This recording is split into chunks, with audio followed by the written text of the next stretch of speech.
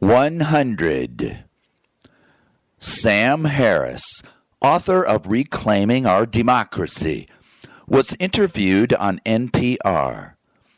Both participants in their conversation agreed with me that the vast majority of the public have long since become resigned to having precious little influence over leaders that only answer to the real players, who deliver them the 5 to 7 figure corporate coercion to twist most no longer public appropriations and regulations to benefit only their paying cronies, while savaging us greater public non-players, fully powerless in spite of our manipulated votes.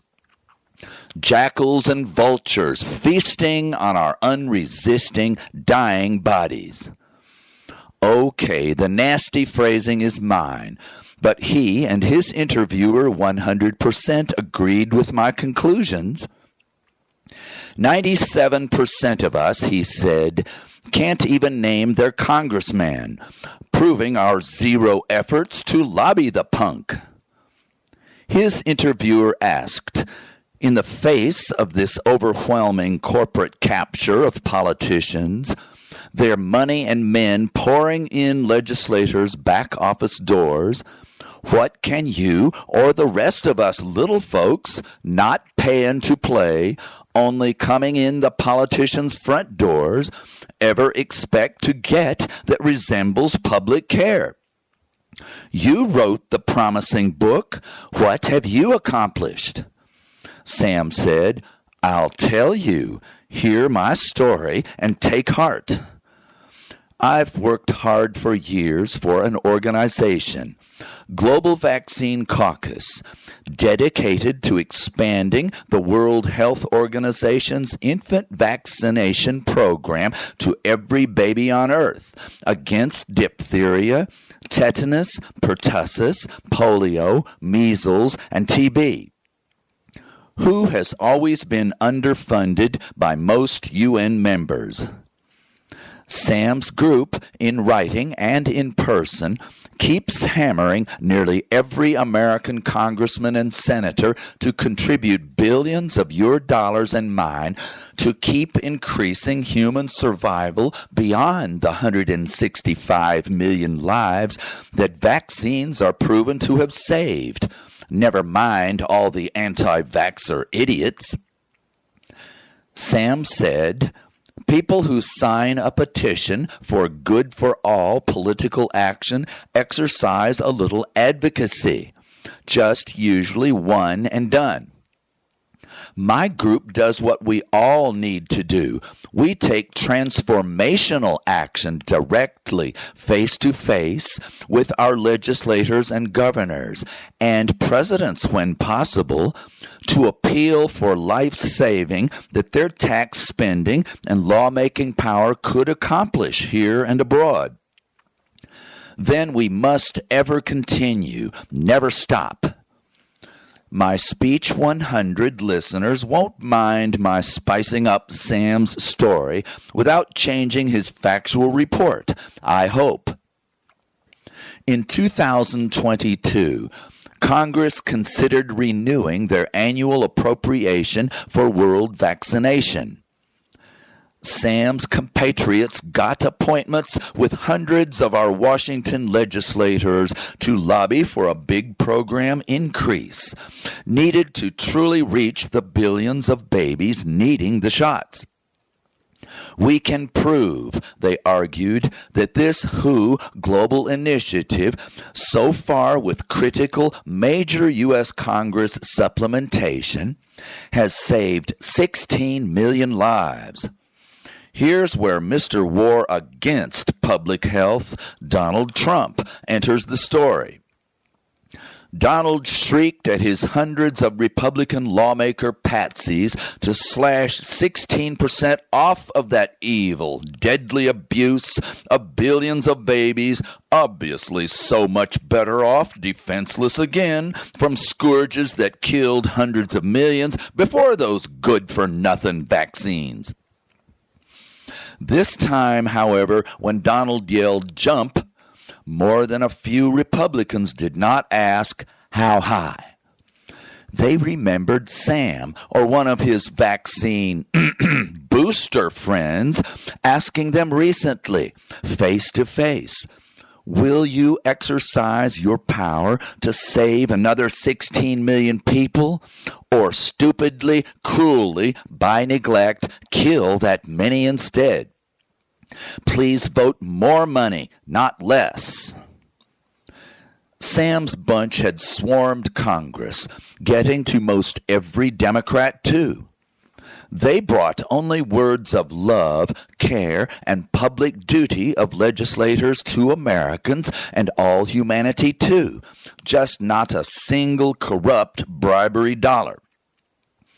My Texas Senator Ted Cruz had always voted against American support of world vaccination to eliminate the same 6 terrible killers that American vaccination had vanquished here for so many years before anti-vaxxer bullshit had kept increasing school opt-out idiocy to invite each killer's partial return.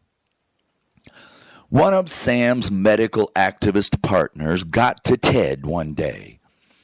She seized his hand in both of hers and would not let go until she finished her eloquent, passionate appeal to his highest ethics, sharpest mind, and biggest heart. Ever since that 3-minute love spanking, Ted has voted every dollar he could to help 100 million 2-year-olds live 80 more years, not die before kindergarten. While Harris and 99.9% of other world saver activists ignore 99.9% of the problem, private bribery to destroy most public servants' work, his book, Reclaiming Our Democracy, reports his incredible, successful example. His group's direct personal lawmaker lobby for massive proven life-saving resulted in even Republicans stiffing their dictator Donald to pass a 30% increase, not gutting, of world vaccination major billions, both dollars and shots. Less than 3 years later, researchers report that well-funded WHO vaccines have saved another 16 million lives. The bad news is that in mere days, we don't have time to gangbang 535 fouled former public servants in time in protest before 100% of Republican lawmakers rubber stamp history's most dangerous anti-vaxxer to likely wreck American and world vaccination for 40, not just 4 years, from his Health and Human No Services post. Can millions of us, driving into media, offices, and courts, become louder and stronger for longer than this unintentional, foolish, but still certain mass killer? Absolutely not, if we don't try. The wonderful saving of tens of millions of lives with vaccines that mega powerful ex-President Trump ordered his legislators to destroy in 2022, then incredibly restored and expanded by Sam Harris's group's direct D.C. lobby, was today, on his second term's inaugural day, destroyed again with his illegal executive cut-off of this Congress-approved and funded world vaccination, including AIDS medicine keeping 30 million HIV positive alive. Dictator Trump controls both houses of Congress and his 6-3 partisan Supreme Court. Modern and constitutional law be damned. No one else, then, is left to save the world and your family. Only you. Step up.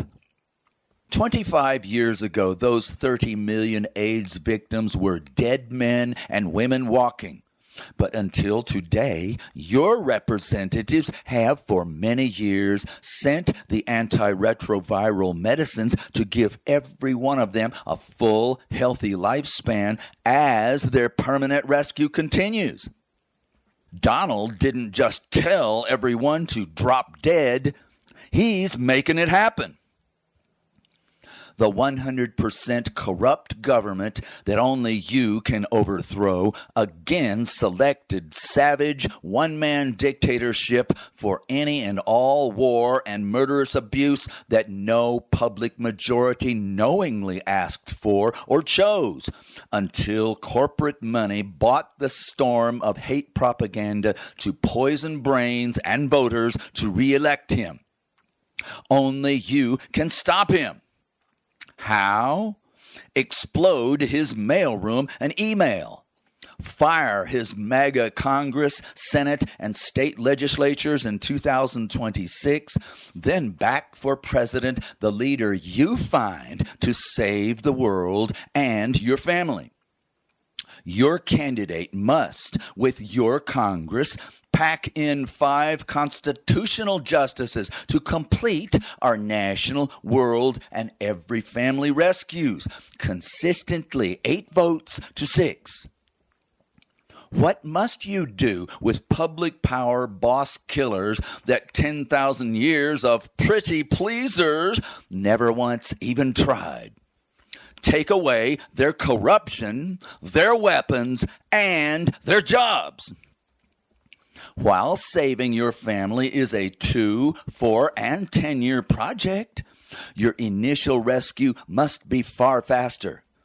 Get after the Donald today, not to nuke North Korea in a fit of pique, which would kill him and everyone in a flash. I mean 10,000 flashes. Tell him you and RFK stop your anti-pharmacy mass murder. Demand that he and Congress stop fueling 30-war murder of ever more civilian millions. Insist that all American government condition 100% of Ukraine money and defensive weapons only on Zelensky's halt to all Russian invasion and attacks on civilians, any more extremely likely to launch 100 nukes on Ukraine, 1,000 tanks on Moscow, and 9,000 H-bombs on 8 billion. Ask Trump, won't you enjoy your mega power that you fought decades for a little more if you don't invite 30 megatons on your own DC family? And build us a new water supply while you're at it. He'll get your points a lot better if you refer him to my speeches. Do you recall my story of President Trump's deliberate fanning by neglect of our first weeks and months of the COVID firestorm, 7 months before and in anticipation of his 2020 re-election bid? Vanity Fair researched long, hard, and deep before telling the terrible true tale. March and April COVID roared up and down Democrat-governed East and West Coast states, putting tens of thousands into hospitals, onto ventilators, then backing up before swamped morgues into hundreds of refrigerated trucks stuffed with corpses. President Trump's CDC and HHS rushed him their emergency Manhattan Project to defuse, not explode, the nuclear COVID bomb. Every Fed, at his orders, prepared for his signature the plan to rush every doctor, nurse, gown, glove, mask, oxygen tank, bed, ventilator, test, and full community lockdown public program in days, then weeks, directly to the death-exploding coastal landing areas of the 100 jet flights teeming with Wuhan, China's world COVID bomb detonation. But then, just as his pen lowered to spring American history's worst emergency federal rescue, his hand froze. Trump's political power at any cost team rushed the Oval Office. Here is Vanity Fair's conspiracy report paraphrased. Close the door for your ears only, Mr. President. Sir, you were told that our doctors prepared pending federal rescue could save 1 million lives over the coming year's death storm. So you'll be initially shocked at our counsel to cancel most of it, especially to all the worst-hit states run by Democrat governors. We're admittedly cold and cruel as ice, but not crazy, just smart as hell. With a single stroke of your pen, you could save 12 governors, coastal Democrats all, from a level of carnage utterly beyond their ability to even slow explosion of, unless your mighty central government prevents hundreds of thousands of American deaths minimum, but also saving your political enemies' bacon. What happens to New York, New Jersey, California, and a half dozen other Democrat-run coastal states if you just very quietly let them totally, hopelessly, fatally flounder without more than minimal, indeed withheld, federal help? Besides the inevitable extra 1,000 ICE vans full of corpses in hospital parking lots? 100% fury of 100 million voters at Democrat governors flailing at hell on earth. All million dead then blamed on your Democrat presidential opponent this upcoming November. Put up that ink pen and never stupidly announce your deliberate holocaust for personal power. That's our closed-door secret. Just do it to stay king for more years of our power too. Without guilt, because the king can do no wrong.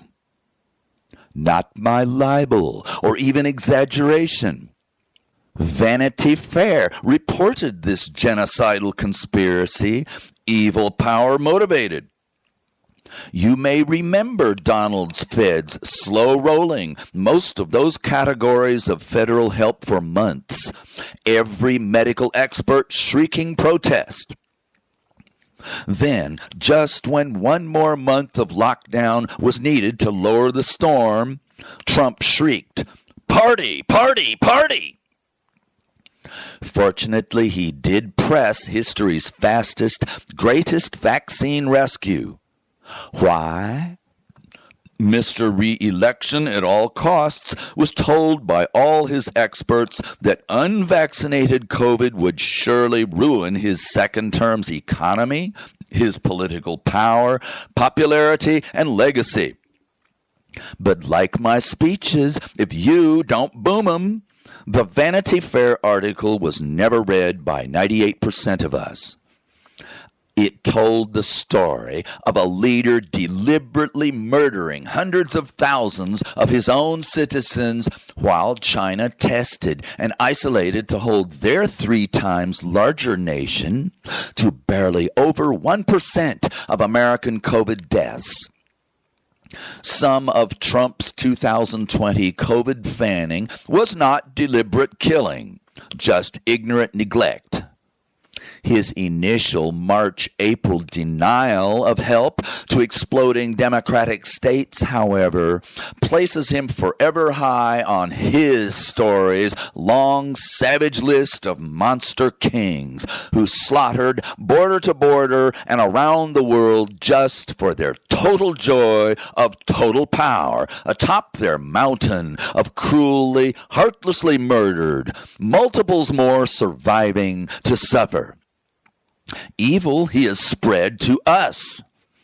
Many voters who returned him to a second term said, "He's powerful, he's tough, he's crazy, he makes me feel good."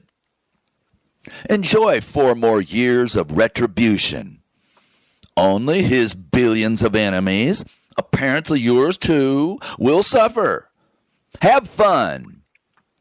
Of course, I'm only talking to folks who shut me off after 5 minutes. Most of my speeches argue that nearly all leader-committed genocide was and is caused by the armies, arsenals, and public thieving that is ensured by many national political systems, weapon dealer anarchy, and leader propaganda encouraging abuse and murder of folks for the crimes of different color, belief, and flag. Such laws of the jungle not respect peace and equality rules that theft and kill power governments live and murder by invite the most hyper-aggressive, plain evil types to rise to single ruler dictatorship, even over world's greatest democracy pretenders. His stories, thousands of mass-murdering monarchs, presidents no different, explained. If you keep letting them and don't stop them, you and your kids are toast. Do you want to cancel doomsday?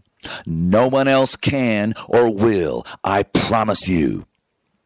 I'm not asking, I'm telling you and me to redesign governments to be ours, providing by effective laws, loving, honest, modest, caring, helpful, compassionate, respectful, equal, peaceful, life-saving, public, no longer private, general welfare, no longer special, superior, powerful, tiny, dominant minority service. Without any more corporate or other interest group public bribery or all the other powers of gross inequality that my 100 speeches rail against, we'd all be 1,000% more hyper-vigilant against electing double Y chromosome hyper-males, no longer able anyway to kill 25,000 miles around for power, hate, and glory, for governments never again built to invite such bestiality. Take away the bribes, bombs, and battalions, and school teach love and equality.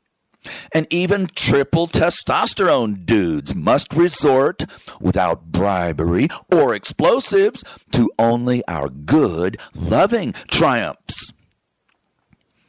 The interviewer of incredible public lifesaver and political activist Sam Harris told him, "Your group talked a crucial group of legislators into world medical rescue, but only because anti-vaxxers couldn't scratch up tens of millions in corporate bribes to sneak in their back doors." My comment: weapons companies definitely do profit from weapons specifically designed to blow hundreds of millions of children to bloody shreds. But folks risking that many by taking away their preventative medicine are only crazy stupid, not greedy, evil corporate profiteers. Our 100% corrupt system will occasionally allow us peons a modicum of public care and safety, but only so far as this never shrinks so much as 2% of their killings. Don't believe me? American gun companies and their lobby-paid politicians tens of millions to kill dozens of universal background checks before gun purchase bills that would deny them the 2% extra instant sales to violently criminal and violently mentally ill customers. They call it campaign donations. You call it murderous evil. Ban every penny. Most of my 100 speeches press you to work for nuclear and conventional disarmament and new water source rescues of forests, farms, lakes, and communities, all losing their regular reigns of life. So if we get $1 billion to push our peace, water, and food rescues for world saving against killing every child, we'll win our long, loving future, right? Wrong. Leave the bribery intact and thousands of murder for 50 trillion of our taxes conspiracies still will kill 8 billion in 3 more shakes. The disarmament and environment rescues don't start, much less succeed, unless you simultaneously push through courts, legislatures, and SkypeNet your national and world treaty laws to stop private payola beyond politicians' public salaries, ever paid for their last few years of stinking profits from rocketing war and environmental murder to onrushing final doomsday.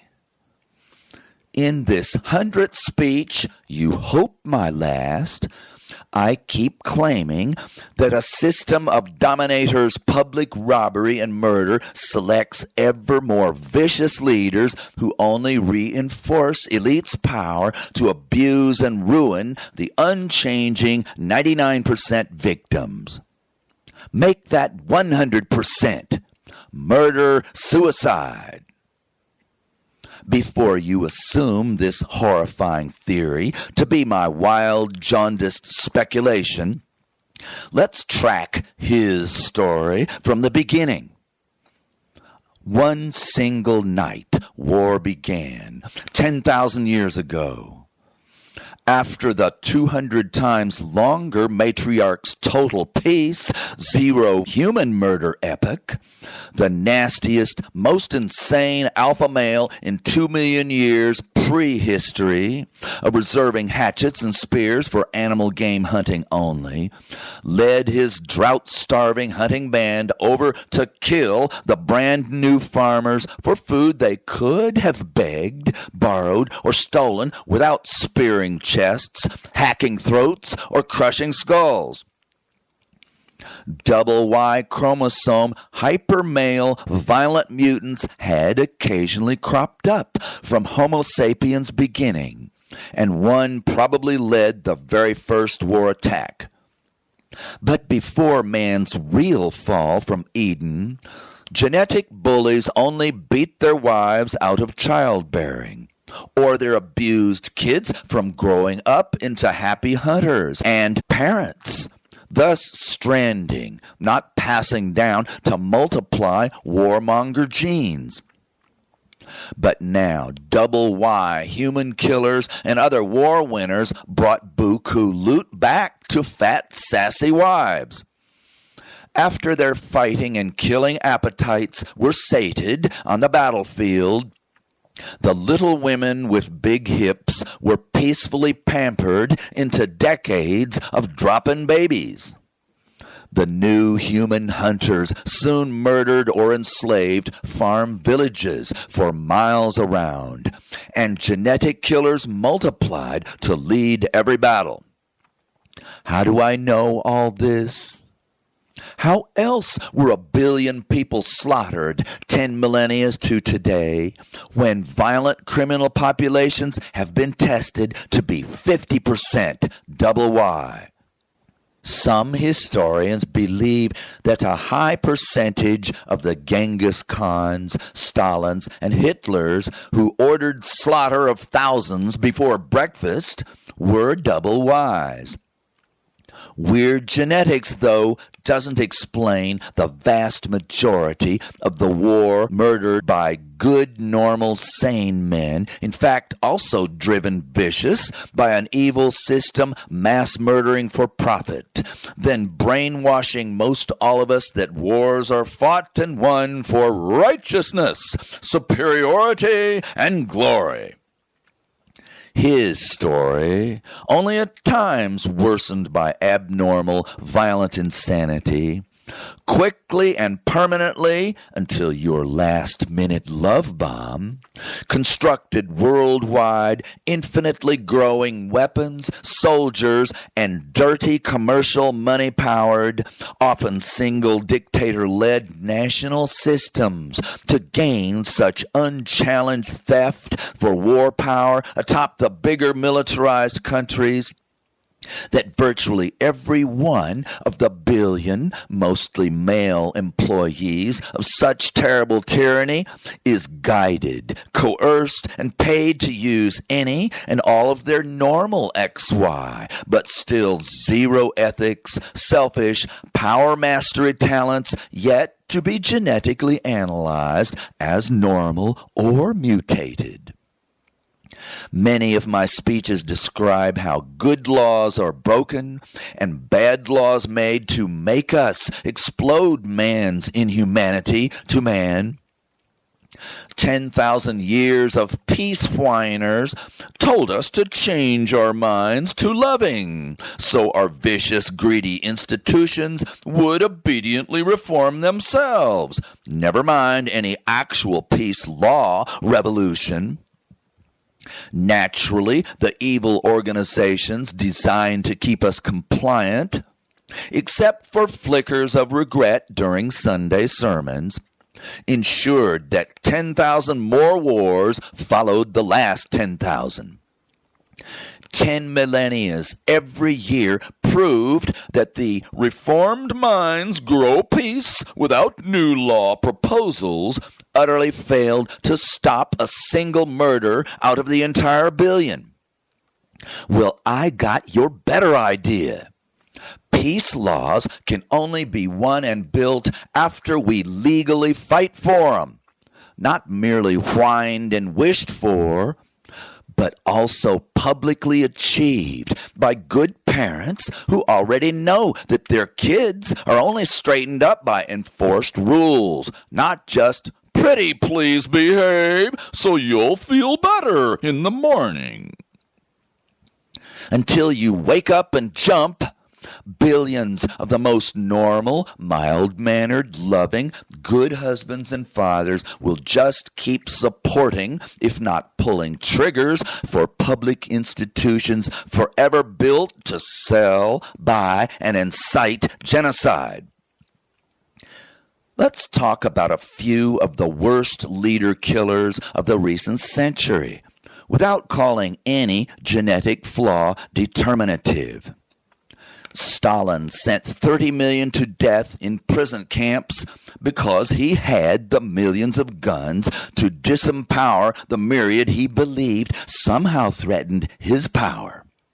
Hitler murdered 7 million Jews because he had millions of guns under his command and dreamed of a 1,000-year Aryan-only Reich master race. He caused 40 of 50 million World War II deaths by blitzkrieging Europe, again to conquer the world. No different than the unlimited army dictatorship of the previous 14 emperors' world savagery. Aggressors only beat up a few people until they command millions of lethally armed soldiers. Franklin Roosevelt and Harry Truman firebombed millions of German and Japanese women and children after their leaders' armies were 98% defeated because they had the monstrous explosives available that their generals told them might hasten enemy surrender a few weeks by merely, easily, with barely a pilot killed, slaughtering millions of civilians with the new total war against innocents, only prohibited by pesky, powerless world laws against war crime, civilian genocide. Besides, every great arsenal ever built has always been used to ravage entire nations, not just willing professional armies. America has led both a nuclear and conventional 75-year world arms race fully against the 193-nation treaty to end it 57 years ago. My nation fueled 250 wars, our weapons killing 16 million. 100% of this slaughter against our Constitution, denying all national war booming impunity without congressional declaration. Bribery, business, and explosives technology remain our ultimate, totally undemocratic powers, driving 8 billion to 90 seconds from their deaths.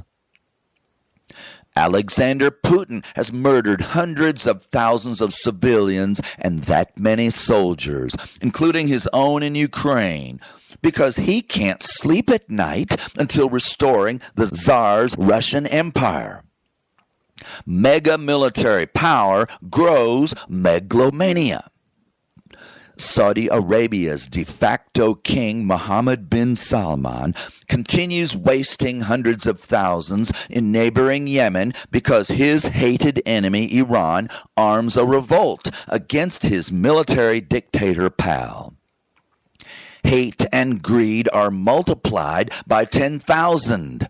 Indeed, that many giant American bombs, which have killed tens of millions over 75 years, mostly to enrich weaponeers who buy, with about 1% of their profits, politicians' TV lies that they're keeping the peace, re-electing them to collect more bribes, to steal our money, to kill more millions, keeping them all happy until the nukes will go off. Benjamin Netanyahu has killed, including the horrific injury, disease, and starvation fatalities added, around 100,000 in Gaza with American bombs. He works to starve the rest of Gaza millions, not to end their revolt that he knows that Israel's planned next 70 years of apartheid tyranny over Palestinians will keep inflaming. He does it just mostly to stay out of jail, so long as he never stops raining bombs on women and children. Which of all history's mass murderers did not keep saying, I got the giant army, giant weapons, giant arms sales, war coercion, profits and power, and dictatorial control of all, in disregard of my sneered-at national law to reserve war-peace choice for the people and their Congresses? Any lawful peace would very likely cripple and shorten my fat, sassy power career. Sure, 8 billion would be way safer and happier, including another 1,000 generations actually allowed to live. But me and my cronies' couple-a-year taste of absolute power made us absolutely addicted. Now this addict's going to define the word for you.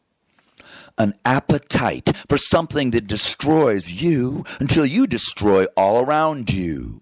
Something that feels so wonderful today that you can't ever stop, as long as you can get your paws on ever more shit. So cut my 45 hours to 1.5 seconds. Outlaw shit.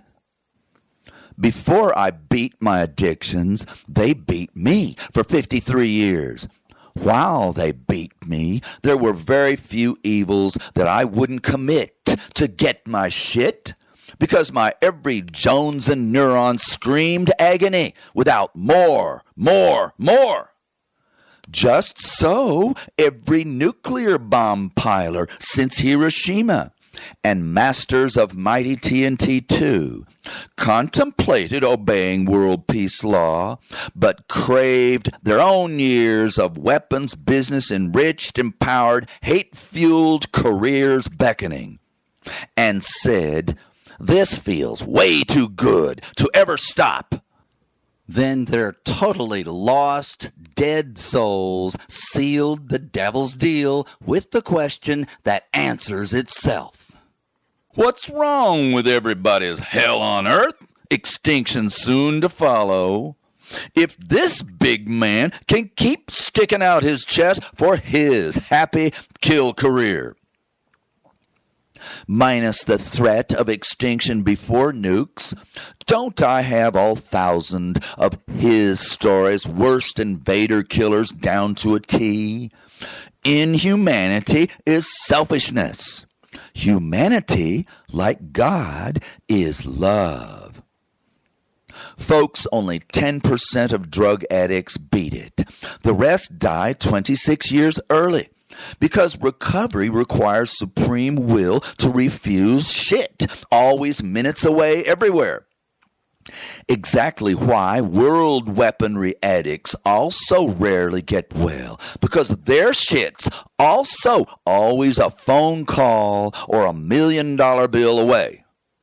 Now you've figured out, fallen in love with your world disarmament scheme, genius. It removes war addicts' opportunity, their fuel.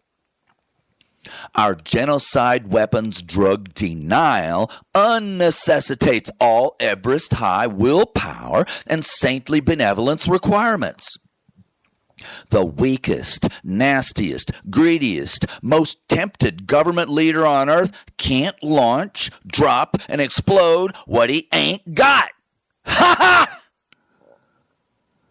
Now that you know me, you believe me. It takes a totally corrupted punk to know one, not to mention all of them. Put on my headstone, a real sicko, but still a nice, disarming fella. This speech is poorly organized stream of consciousness. I was almost finished with my survey of modern genocide power leaders. Trump, as I've detailed, mass murders for ego and power. He swears that he'll hit North Korea with 80 hydrogen bombs the next time Kim Il-sung merely shoots his mouth off about his New York and D.C. range missiles.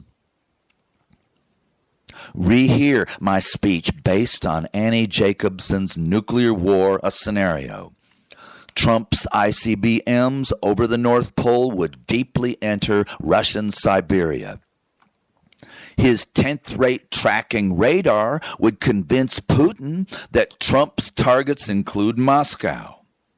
5,000 Russian launches then kill 8 billion, except Vladimir's bunch, with first strike plan time to go deep underground. Most other bullies just bust a few lips every few years. Their limit without 2,000-pound or 20-megaton bombs.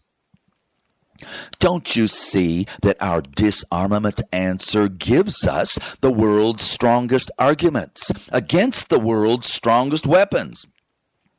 You do know that a couple of history's most grandiose, hating, selfish megalomaniacs, Putin and Trump, both have all 10 fingers quivering over their big red nuclear easy buttons. Maybe you can't take them away, but you damn sure better try. You might surprise everybody. I gave you every courtroom argument, didn't I? Today's emergency, though, won't be touched by decades later nuclear disarmament. Lobby Trump to force Zelensky to ban his own attacks in Russia and on Russian civilians. Tell him to find a way to cool off Kim Il-sung and his own crazy self. Stop certain doomsday nuclear insanity now, including conventional attacks on mega-nuke nations' territory and civilians long before we can force world disarmament. All Americans should know what traumatic combat did to ruin subsequent decades of American veterans' lives by the hundreds of thousands, thanks to illegal, pointless, dishonest Vietnam and Iraq invasions, both falsely justified by lies. North Vietnamese boats did not attack American patrol boats in the Gulf of Tonkin, and Saddam Hussein never even began work on biological and nuclear weapons. Soldiers who watched their friends' explosive deaths or suffered grievous wounds themselves endured agonizing lifetimes of post-traumatic stress disorder, reliving their worst horrors up to hours a day, and suffered endless guilt, despair, addiction, professional failure, and relationship death, typically winding up homeless, suicidal, and in their 20s to 40s, dead.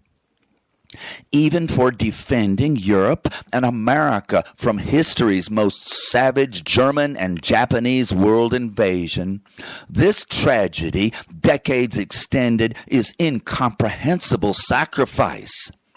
But such veteran torture was truly disgusting invader nation criminal evil when pointlessly perpetrated merely to enrich weapons companies. Now, take a minute to reckon with the hundreds of times more foreign victims, 95% civilian, of foreign bombing campaigns killing millions and ruining hundreds of millions of lives. How can you justify your own nice life without helping to make new law that gives a rat's ass about everybody else's? I just marched through my 500th discussion of what the worst killers do, why, and how. After shrieking 45 hours, I now realize that I've been repeating one horror story like a broken record, suggesting rather few plain universal solutions, including jerking off the damn needle. Reforms as tough to implement, though, as they are obvious. Total war dictators operate under exactly zero power constraints, whether atop totalitarian states for unbroken 40-year careers, or American presidents actually rotating figureheads puppeteered by weaponeer bribery. I've detailed our laws to confiscate their attack armies and weapons and to court-order obedience of People's Congress only constitutional war or peace choice, which only the accompanying disarmament will ever allow and accomplish. And have you heard quite enough of my frustration and fury at, and mockery and contempt of 10,000 years of well-meaning, peace, pretty please schemes to restrain use of weapons contentedly allowed to multiply to the moon, given to million-man armies, made by 10,000 factories, bribing 10,000 politicians to buy them, exploded by leaders with zero constitutional authorization, to kill 1 billion mostly non-combatants against every war crime law ever made. I didn't write a one of our loving next 1,000 generations peace laws. The damn killers did by ever proving their exact powers, exactly undone, could not help but cancel doomsday for loving heaven on earth. You can't stop us, they laugh. Oh, yes, we can. We have every law in 90% of nations now against presidential war, nuclear weapons, giant armies and arsenals, and private payment bribery for official acts. Just make our courts enforce them and spread our campaign and treaty for 100 times stronger laws. After my 1,000 assaults on warriors, I'm going to admit when they're right. Peace wimps float good karma. Calm down and smile. The rifle will slip from your unclenched hands.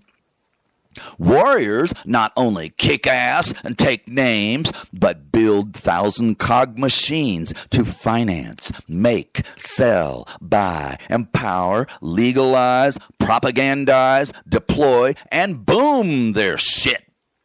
They've always 100% succeeded. We've always 100% failed. Why my 100 speeches?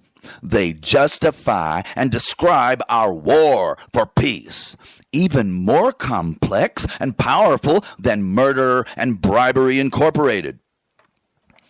I have not left for 5 minutes the primarily physical, financial, and legal mechanisms, and also 20 kinds of bigoted, greedy, criminal, evil, power-mad causes of war, or failed to prove that those 20 sicknesses are not 1,000th as dangerous as machine guns, 1,000,000th as deadly as weaponeer public bribery, or 1,000,000th of the menace doomsday promised by nuclear weapons. I also established that none of the genocide technology unavoidably discovered would fill this earth unless we family lovers ignored, never challenged weaponeers' universal laws of the jungle, 100 times stronger overrule of our failed, undefended democracies and equally neglected peace laws.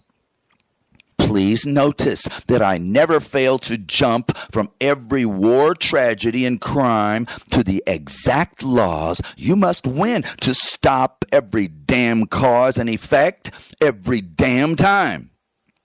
Even my world schooling and communication to replace bigotry with loving, respectful cooperation leaps from our movement of millions to our treaty tenet over billions. Against evil can only be fully disabling law and mandatory world education by communication.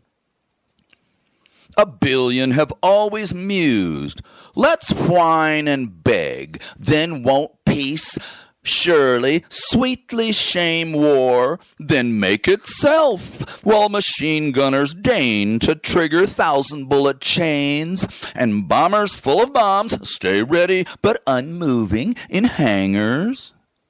No, infinitely armed ceasefires never have and never will last while money, power, hate, bad law, and no law war motivators stay universally allowed, accepted, encouraged, and by liars and bomb dealers claimed legal. Tell the good karma peace sweeties that the world's well-oiled and gassed perpetual motion killing machine will not break itself down after even centuries of nasty stares, finger-waving, and anti-war songs. We gotta completely unbolt, disassemble, and melt down the son of a bitch. Simultaneously World Institute the peace law machine I described and designed. Just one by one removing the war powers is in fact peace law construction. Just be clear that we fail as always minus full enforcement and practice. End war and build peace in one swell foop. My last speeches detailing of genetic mutant fanning of some fairly small fraction of war was concerning, but definitely not war's final fatal cause and allowance. So what is? Through all 10,000 years of family lovers, protectors, and household peacemakers, not one of all 15 billion of those ultimately dedicated, powerful, 100-hour-a-week, active love and care private beauties ever went fully public to demand of and incite all possible to make our family love government laws. The same anti-bigotry, anti-weapon and violence, pro-equality, anti-favoritism rules we raise our kids under. That one obviously expanding and adapting parental law to every modern, enormous, industrial, financial, corporate, political, military, and environmental danger to peace and public care. So one nutball attempts humanity rescue on YouTube 90 seconds before doomsday. Well, that explains the universe's 2,010,000 megaton scorched, nuclear wintered ice balls. I'm nothing. You're everything. Your millionth, not my first try, saves the world. Your expert, legal, scientific, environmental, international, and constitutional law leadership, never mind my hopelessly amateur fumbling, saves the world. One thing I might do: lift, incite, inspire, blow my betters off the couch, onto the net, into courts, to your leaders, and around the world. Do it now for 100 loving reasons, the first and last being, your family dies fiery fast or slowly suffering if you don't.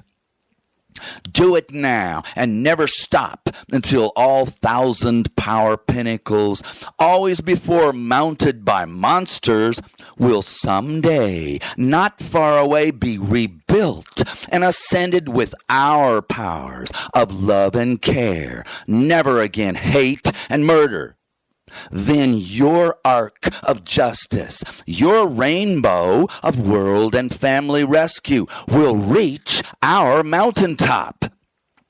Then you'll say, with MLK, we can see the promised land. Well, old Steve won't get there with you either. I'll just keep yelling on YouTube. But your absolute power never again will absolutely corrupt and kill, but always realize God's greatest, only power, His human creation, ending public hate and hurt with our already achieved family love, made world law. In not so many years, you will stand atop humanity's new mountain of love you helped build and shout down to all the young, laughing and running to the promised land. While they hurry, you'll pause and gaze beyond their horizon to the 1,000 more generations, not a one blasted, parched, or starved, whose every blessing will come again from our God of love, and your good work too. Only impotent and dying until history, His war story, was ended by your work and care for loving law. Finally, God, men, women, and children truly almighty and alrighty. Or as Jim Carrey would say, alrighty then.